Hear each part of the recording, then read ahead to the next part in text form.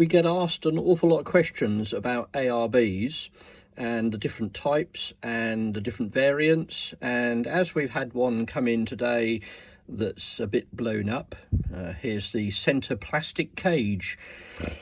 I thought I'd do a quick video. So RD03 10 spline, RD56 24 spline, both of them have this plastic cage which can be replaced. It's quite expensive, but this one's had it.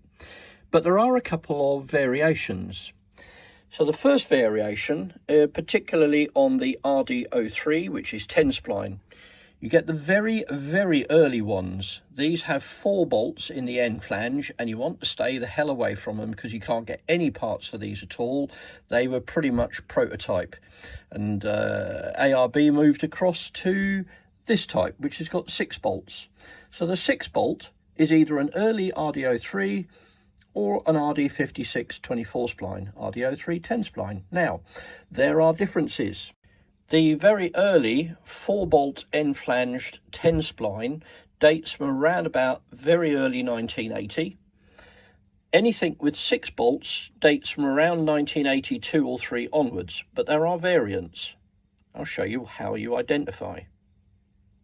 The very early RD03s and RD56s have this type of air end flange, and that is where the centre is solid and the O-rings are on the actual flange itself. These lasted for a couple of years, and for some reason ARB changed the design and they decided to move the O-rings to the inside of the air ring, still bolted in with 3 little Allen keys, but that denotes it slightly later.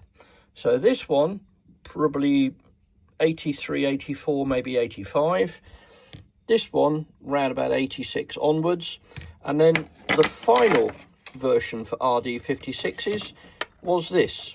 The O-rings are on the inside, but now you move across to a spring clip and not 3 little screws. It's not as good.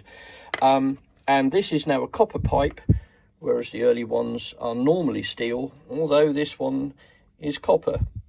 They all have this to hold these in place, so those holes have these bolts in, which are like cottage cheese. They have a tendency to shear off and they're a pig to get out of the casing. And the reason is, in 1980 the metal technology was pretty poor, so what they did was they bolted this in place and then they banged this little item on top to lock it into position. Now the problem with these is that over a period of time they jiggle about and they get loose and they fall out, and if that falls between your crown wheel and your pinion, it will blow it up. So we throw those away and we fit modern Allen bolts instead.